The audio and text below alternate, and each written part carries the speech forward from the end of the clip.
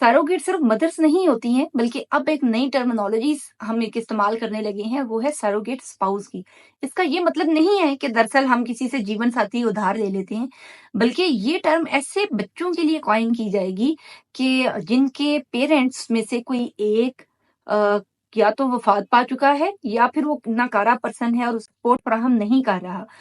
अब ऐसी सूरत में जो कोई एक पेरेंट है, वो इमोशनली अटैच हो जाता है किसी एक बच्चे के साथ जो उसकी नीड्स को फुलफिल कर रहा है, और ये बड़ी severe form of emotional abuse हुआ करती है। जैसे कि अगर किसी के फादर की डेथ हो गई है और मदर किसी बड़े बच्चे के साथ अटैच हो गई हैं, बहुत ज़्यादा अटैच हो गई हैं, यहाँ तक कि उसकी अपनी इमोशनल नीड्स भी फुलफिल नहीं हो पाती हैं। और माँ जो है वो बच्चे को ऐसे ब्लैकमेल करती है कि मैंने तुम्हें पढ़ाया, लिखाया, बड़ा किया और अब तुम्हारी ज़िम्मेदारी है कि तुम मेरा ख़्याल रखो। और इस सूरत में बच्चे को महरूम कर दिया जाता है अपने दोस्तों से मिलने से भी, अपनी करियर चॉइसेस बनाने के लिए भी, अपनी पसंद की शादी करने के लिए या इवन शादी करने के लिए भी।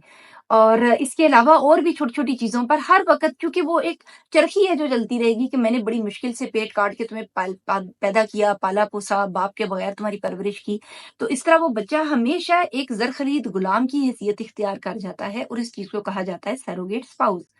कि दरअसल ये बच्चा अपनी माँ या बाप की तमाम इमोशनल नीड्स फुलफिल कर रहा होता है और उनकी पसंद की ज़िंदगी गुज़ार रहा होता है, और इस चक्कर में उसकी अपनी पर्सनैलिटी मुकम्मल तौर पर फ़ना हो जाती है। अच्छा, हिस्ट्री में अगर मैं आपको एक नाम बताऊँ और अगर आप उस केस हिस्ट्री को सामने रखेंगे, तो आपको सारा सिनेरियो इसका समझ आएगा कि ये टर्मिनोलॉजी कैसे काम करती है और हमारे माशरों में स्पेशली किस कदर फ़ाल है।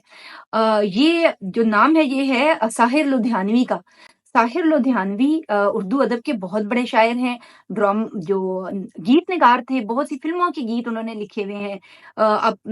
जिस तरह अब मेरे ज़हन में नहीं आ रही हैं इस वक़्त, लेकिन बहुत से गीत उन्होंने लिखे हुए हैं और उनकी बड़ी एक यूनिक सी स्टोरी भी है जो उर्दू अदब के लोग पढ़ते हैं, अमृता प्रीतम वाली। कि अमृता प्रीतम जो थीं, वो एक सिख कम्युनिटी की शोख चंचल खूबसूरत खातून थीं, जिनके जो और वो बड़ा बर्मला इज़हार करती थी, साहिर लुधियानवी के साथ अटैच थीं। और उनकी फिर शादी भी हो गई, फिर उनकी डाइवोर्स हो गई और स्टिल साहिर के साथ उनका बॉन्ड नहीं बन सका, और साहिर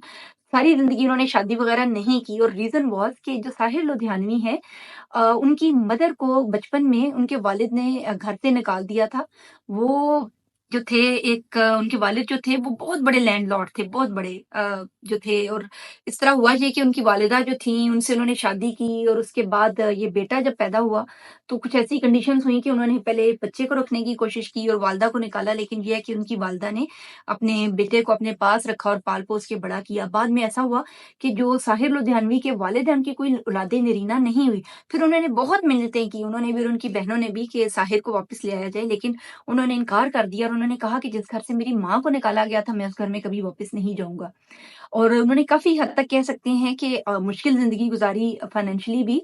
और क्या कहा ये जाता है कि तमाम मुशायरों में और जितनी भी जगहों पे साहिर जाते थे, उनकी वालिदा उनके साथ जाया करती थी। अंदाज़ा हो रहा है कि सैरोगेट स्पाउस क्या चीज़ होती है, कि दरअसल वो तमाम इमोशनल नीड्स जो कि जो अटैचमेंट हुआ करती है एक खातून की अपने हस्बैंड के साथ, वो ख़त्म हो गया और उन्होंने अपने बेटे को ही अपना मरकज़ बना लिया, सेंटर बनाया और उसके ऊपर अपनी तवानाइयाँ खर्च की। तो बच्चे ने ये जाना कि दरअसल मेरी जो तमाम एनर्जीज़ हैं, ये मुझे अपनी माँ के सुपुर्द करनी है और उनका ख़्याल रखना है, और जो वो चाहती हैं मैंने वो करना है। और मतलब एक वो एक तो सर्टेन लेवल ऑफ अटैचमेंट है ना, जो सबकी अपने पेरेंट्स के साथ होती है। लेकिन जो सैरोगेट स्पाउस हैं, ये ऐसी इमोशनल नीड्स अपनी अटैच करते हैं बच्चों के साथ कि बच्चों की अपनी पर्सनैलिटी और अपनी नीड्स और विशेस कंप्लीटली डिनाय होना शुरू हो जाती हैं, और एक इम्बैलेंस पर्सनैलिटी जन्म लेती है। जैसे साहिर लुधियानवी में भी हम देखते हैं कि उनमें इवन जो उस टाइम पर जिस कदर ड्रग्स का एलिमेंट या सिगरेट नोशी का एलिमेंट कह सकते हैं हो सकता है, और उसके अलावा भी